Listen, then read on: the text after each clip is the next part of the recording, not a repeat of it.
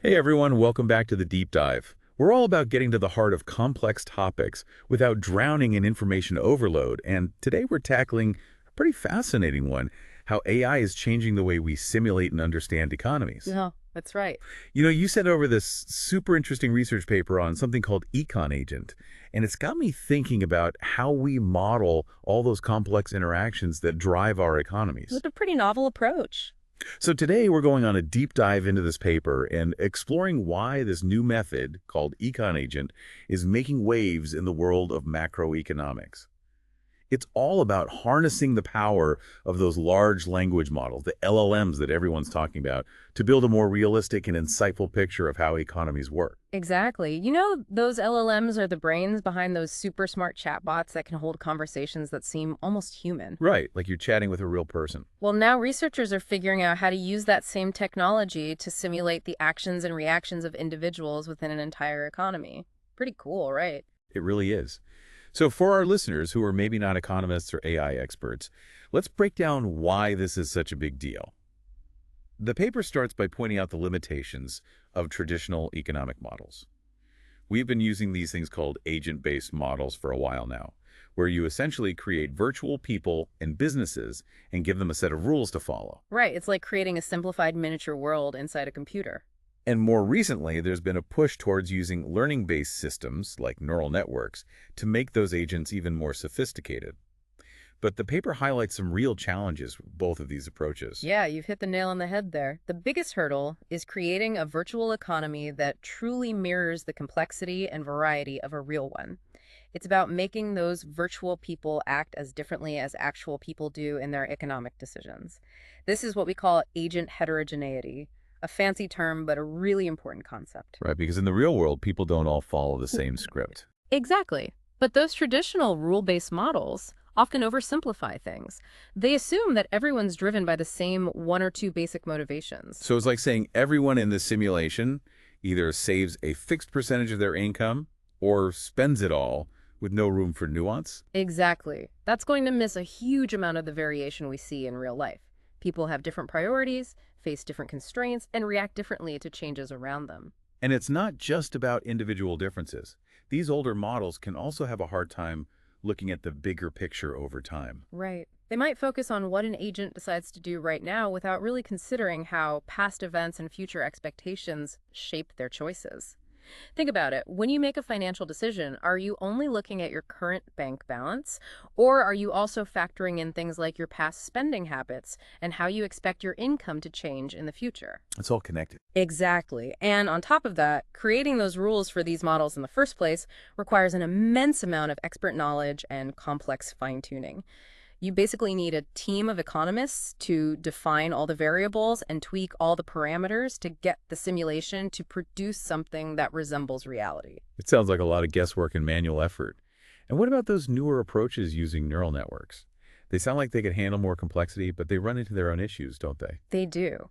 The challenge with using neural networks to create diverse agents is that each virtual person essentially needs their own unique brain. Like a custom-built AI for every single simulated person. Precisely. And these brains are made up of millions of tiny connections, which means that the number of adjustable parameters explodes as you add more agents to the simulation. So you end up needing a ridiculous amount of data just to train all those individual neural networks. Exactly. And that makes the whole process a lot harder to manage and even harder to understand. So whether you're using preset rules or trying to train neural networks to mimic behavior, you hit a wall when trying to create a truly realistic and diverse population of economic actors. Okay, so we've got the why the limitations of the old ways of simulating economies. Now let's get to the exciting part, EconAgent. As I understand it, this is a new type of agent that's powered by, you guessed it, a large language model. For someone who's heard of these but isn't an AI guru, how would you explain what makes EconAgent so different? It's like this. Imagine instead of giving our virtual agents a strict set of instructions or training them on mountains of data to mimic behavior, we equip them with a more general understanding of how the world works, a bit like common sense. Right. And we do this by using a large language model, which has been trained on a massive amount of text and code. So these LLMs, they've kind of absorbed a lot of knowledge about how things relate to each other. Exactly. And EconAgent takes advantage of this built-in intelligence to make decisions about things like working or spending money. So it's not just blindly following a pre-written script. It's more like it has a sense of the economic context and can think about how to react in a more flexible way. You got it. And to make this work, the researchers built a framework around EconAgent with a few key parts. First, you have the simulation environment itself. This includes the basic building blocks of an economy. Think labor markets where people find jobs, a consumption market where they buy and sell goods and services, financial markets for borrowing and lending, and even government actions like taxes and redistribution. So it's like a virtual world with all the essential elements of a real economy. Right, and the main things our agents do in this world are decide whether to work and how much they want to consume. That makes sense. Those are pretty fundamental economic choices for individuals. Absolutely. Next, we have the perception module. This is how EconAgent understands its own place within that virtual world. Each agent is assigned a realistic profile based on real-world data, things like their name, age, job title, and wage, all reflecting the actual distribution of these characteristics in the U.S. population back in 2018. So these aren't just abstract economic units bouncing around. They have a bit of a virtual identity. Precisely. And the perception module goes even further. It feeds information about the state of the economy to EconAgent using prompts, kind of like instructions or news updates.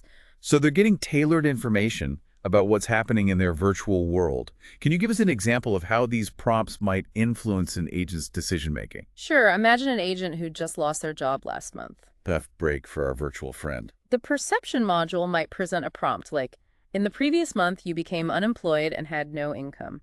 You are now offered a job as a specific job with a monthly salary of specific amount. By including those keywords, unemployed and no income, the agent is made aware of the negative consequences of not working. So the AI understands this situation and might be more inclined to take that job offer. Exactly. The agent's decision is now influenced by the information it has perceived about its economic circumstances. That's a really clever way to incorporate individual experiences and reactions. So by changing these prompts based on each agent's unique profile and the current economic conditions, you automatically get a population of agents who see things differently and make different choices. That's the beauty of it. And that brings us to the memory module, a key element for capturing how past experiences and future expectations influence an agent's behavior. EconAgent doesn't just make decisions in a vacuum, it keeps a record of what's happened in the past, the economic conditions, and its own actions from previous periods. So it's got a history, a memory of its virtual life. Right, and at the end of every quarter in the simulation, there's a process called reflection. Reflection. Now, that sounds almost human. It is. The LLM is prompted to look back at the past 3 months, analyze the economic data, and summarize the key events. It's like the agent is taking a moment to process what's been going on and think about how it might impact future choices. What might an econ agent think during this reflection period? The paper gives an example. The agent might conclude something like, based on the previous quarter's data, the labor market experienced deflation, and prices for essential goods also decreased. However, interest rates remained unchanged. This suggests a need for careful financial planning and adaptability in response to these market fluctuations. Oh, so it's like the agent is reading the economic tea leaves and adjusting its mindset accordingly. Maybe becoming more cautious with spending if prices are falling, or more eager to invest if interest rates are favorable. Exactly. The agent is learning from its virtual experiences and adapting its strategy, just like we do in the real world. That brings us to the final piece of the puzzle, the action module. This is where EconAgent puts all that thinking into practice. Right. The LLM is now prompted to output 2 key values. The first is the agent's propensity to work, basically how likely they are to seek employment. The second is their propensity to consume, essentially what proportion of their available resources they plan to spend. And these propensities are influenced by all the factors we've discussed so far, right? Their individual profile, their past experiences, their perception of the current economic situation, and their reflections on recent trends. Exactly. And the beauty of using an LLM is that it can weigh these factors in a flexible way without needing explicit, pre-programmed rules. It's more like the AI is applying its understanding of how the world works to make a judgment call. So it's less about, if this happens, then do that, And more about the AI using its knowledge to figure things out. Precisely. So we've got these econ agents living in their virtual world, making choices based on their individual circumstances and their understanding of the broader economy. But the big question is, does all this actually lead to anything resembling a real functioning economy? Right, does it pass the reality check? This is where things get really interesting. The researchers ran simulations with EconAgent and compared the results to simulations using traditional rule-based models and even a learning-based model using neural networks. They looked at those key indicators that economists love to track, things like the inflation rate, unemployment rate, the overall size of the economy, which we call nominal GDP, and the economic growth rate. And how did EconAgent stack up against the old guard? It's pretty impressive. Across all these indicators, EconAgent consistently produced results that were more stable and, more importantly, more believable compared to those older methods. You see, those older models often produced wild swings in things like inflation and unemployment that just don't happen in real economies. They might show the inflation rate jumping up 20% one year and then plummeting down 15% the next. That sounds chaotic. Not exactly the kind of stability you want to see in your economic model. Exactly. But with EconAgent, things stayed much more grounded. For instance, after an initial adjustment period, the inflation rate in their simulations consistently stayed within a reasonable range of plus or minus 5%, much more in line with what we observe in real-world developed economies. So a much smoother ride for our virtual economy. What about the job market? Similar story there. The unemployment rate in the EconAgent simulations generally stayed within a range of 2 to 12%, which, again, is much closer to what we see in developed economies. The other models often produced jobless rates that were unrealistically high or showed huge unpredictable jumps that just aren't typical of real-world labor markets. So by letting those AI-powered agents make decisions based on their more sophisticated understanding of the situation, a more realistic picture emerges. It's like the invisible hand of the market is actually working in their virtual world. But the paper digs even deeper. They talk about these things called macroeconomic regularities, like the Phillips curve and Okun's law. Right. These are those well-established relationships that economists have observed between different economic variables. The Phillips curve, for example, suggests that there's generally an inverse relationship between unemployment and inflation. When unemployment is low, wages tend to rise faster, which can push up prices. Okun's law connects unemployment to economic output, suggesting that as the economy grows faster, unemployment tends to fall. So these laws are kind of like the fingerprints of a healthy, functioning economy. Did EconAgent leave those fingerprints in its simulations? Remarkably, it did. The study found that only EconAgent was able to consistently and accurately reproduce these expected relationships.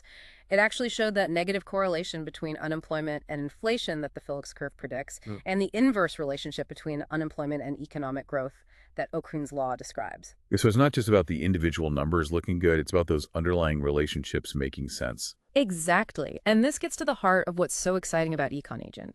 It's not just crunching numbers, it's demonstrating an understanding of how different economic forces interact, something that traditional models often struggle to capture convincingly. And why do you think EconAgent got it right when those other models stumbled? The researchers believe it's because of the LLM's ability to grasp those complex relationships.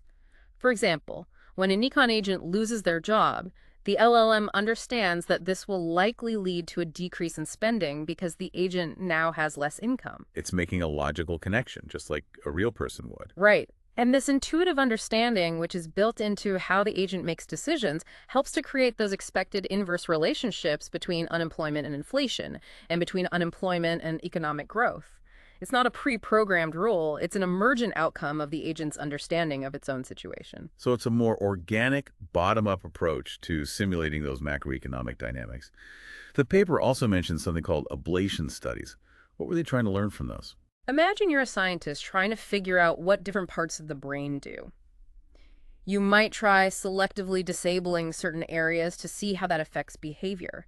That's essentially what they did with EconAgent. They wanted to understand how important those perception and reflection modules were to the model's overall performance. So they were testing the brain of their AI economy. In a way, yes. They ran simulations where they removed either the perception module or the reflection module to see what impact that would have on the results.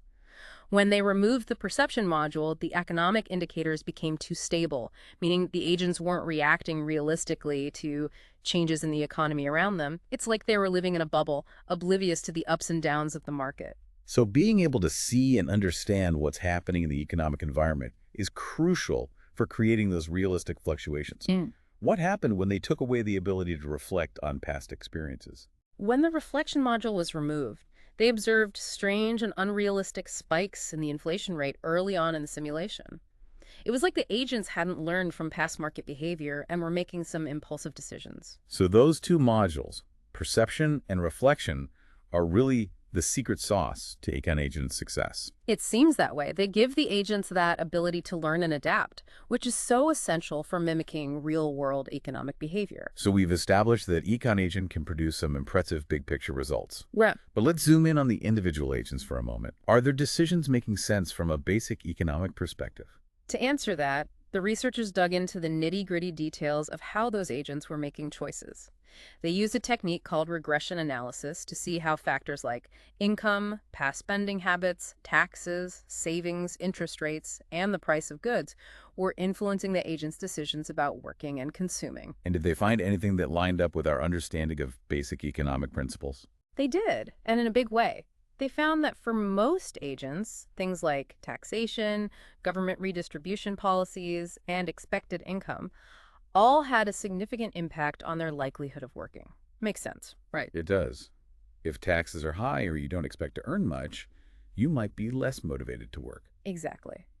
On the consumption side, they found that how much an agent had spent in the previous period, how much they'd saved up, and the prevailing interest rates were important factors. So they're considering their past behavior, their current resources, and the cost of borrowing, all very rational. Absolutely. And of course, the price of essential goods played a big role in both their willingness to work and their spending decisions. If the cost of living is going up, you might need to work more or cut back on spending. These are all logical connections that we observe in real economies. So it's not just producing some impressive macro numbers. It's actually simulating individuals who are making decisions that align with basic economic intuition. That's right. And the paper also points out something pretty cool. EconAgent exhibits agent heterogeneity in its decision-making. Meaning those virtual people actually act differently from each other, just like in the real world. Exactly. And they found this without having to program those differences in explicitly. One example is the relationship between age and spending. The study found that the older an agent was, the more likely they were to spend. This aligns with real-world observations that people's spending patterns often change as they get older. So it's not just about those individual differences, it's about how those differences play out over the agent's virtual lifespan. And that brings us to the impact of those broader macroeconomic trends we talked about earlier. The study found that periods of high unemployment in the simulation led to significantly lower spending among the agents, even for those who hadn't lost their jobs. So they're reacting not just to their personal situation, but to the overall mood of the economy. Precisely. To understand this better, the researchers looked at specific examples of what those agents were thinking during those tough times. They found that agents were expressing concerns about spending because they expected their income to decline in the future due to the weak job market. So they're not just living in the moment, they're anticipating the future and adjusting their behavior accordingly. It's a much more nuanced picture of how people make economic decisions. It really is. It's not just about reacting to immediate stimuli. It's about factoring in expectations and uncertainties. And speaking of unexpected events, the researchers also wanted to see how EconAgent would respond to a major external shock. So they decided to simulate the impact of the COVID-19 pandemic. A real-world stress test for their AI economy. Exactly. To do this, they simply added a prompt to the perception module starting in March 2020, which mentioned the declaration of a national emergency in the U.S.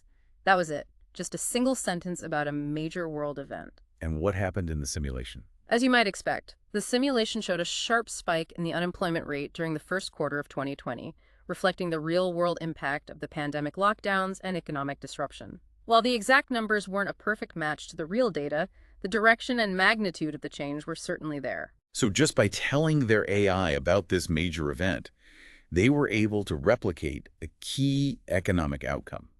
That's pretty powerful stuff. It really is. And the simulation went even further. It showed that without any government intervention to support the economy, the unemployment rate remained elevated even after 2021, suggesting that EconAgent was able to capture some of the lasting economic scars of the pandemic. So it wasn't just a temporary blip, it was a persistent effect on the virtual economy. Exactly. And they even provide an example of an agent reflecting on the pandemic, noting the devastating impact on the job market, the widespread uncertainty, and how this affected their willingness to work due to concerns about job security and their health. It's that human-like reasoning again.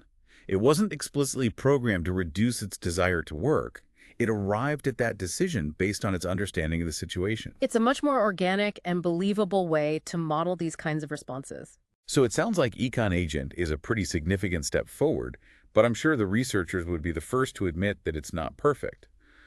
What are some of the limitations they point out, and where do they see this going in the future? You're absolutely right. The paper is very transparent about the current limitations. One of the biggest ones is the scope of the simulation environment itself. Right now, it primarily focuses on individuals and their decisions about working and consuming. It doesn't yet incorporate the behavior of companies, which is obviously a huge part of how real economies work. So it's missing that whole other side of the market, the production side. Exactly. Companies make decisions about things like pricing, investment, and hiring new employees, all of which have a huge impact on the overall economy. That's something we're actively working on incorporating into future versions of the model. Makes sense. What else is on their roadmap for EconAgent? Well, one major goal is to use these more realistic simulations to explore different policy options. So like a virtual laboratory for testing out different economic policies. Precisely. If you can simulate how an economy might respond to a change in tax rates or a new government spending program, you can start to get a sense of which policies might be most effective in achieving certain goals. It's like a flight simulator for economic policymaking. Exactly. They also hope to improve the accuracy of economic forecasts by capturing those more nuanced ways that people react to different situations. They believe that incorporating these human-like decision-making processes into their models could lead to more reliable predictions about things like inflation, unemployment, and economic growth. That would be a huge win for economists. It would. But they also acknowledge that there are still some technical hurdles to overcome. One of the big ones is the computational demands of these large language models. Right now, simulating something like an entire city with the level of detail they envision would require a massive amount of computing power. So it's a bit like trying to run a supercomputer on a laptop. It is. But as LLM technology continues to advance, those computational bottlenecks will likely ease and we'll be able to create even more complex and realistic simulations. So it's an evolving field with huge potential for the future. Absolutely. And it's a testament to the power of these large language models, not just for things like chatbots and text generation, but for helping us understand complex systems like our economies. So for our listeners, the key takeaway here is that we might be on the cusp of a revolution in how we model and understand economic activity. By harnessing the power of LLMs to create those more human-like agents, we can build virtual economic worlds that behave in more believable and potentially more predictable ways. And that has profound implications for everything from economic forecasting to policy design, maybe even to how we understand our own individual economic choices. It's a really exciting area of research, and it raises a question for all of you to ponder. How might this ability to simulate economies with these more human-like agents change the way we approach economics in the future? What unforeseen insights might we gain that traditional models haven't been able to provide? Food for thought. And if you're interested in diving deeper into the technical details, we highly encourage you to check out the research paper itself. You'll find a link to it in the show notes. It's a fascinating read, even if you're not an economist or an AI expert. It's a great way to peek behind the curtain and see how this cutting-edge research is being done. We always appreciate you joining us for the deep dive. We'll be back soon with another fascinating topic to explore. Until then, keep those brains buzzing.